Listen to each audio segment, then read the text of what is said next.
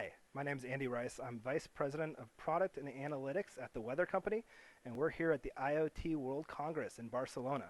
I want to talk a little bit about how weather and IoT intersect. We've been doing a lot of interesting things about bringing in more sensors from more locations around the world. It's actually been crazy. There are hundreds of thousands of weather enthusiasts that will go and buy a sensor and stick it in their backyard and then start uploading us the weather information. So now, compared to about 10,000 government airport sensors, we've added 140,000 additional backyard sensors that bring in information from each neighborhood around the world. This allows us to significantly improve our forecast process because we actually understand how well our forecast does on a neighborhood by neighborhood basis, and then we can adjust for it using machine learning. So really, the theme of bringing in weather information, from a variety of non-traditional methods, non-governmental methods.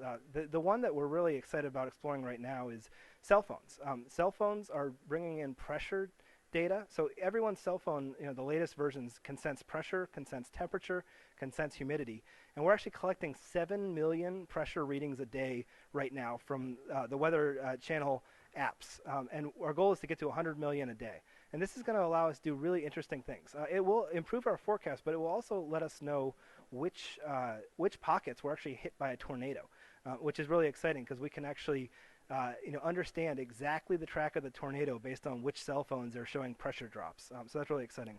We're also doing a lot of collection of data from airplanes. We do business with about 40% of the worldwide airlines, where we're bringing in actual turbulent information, from planes using the accelerometer of the airplane.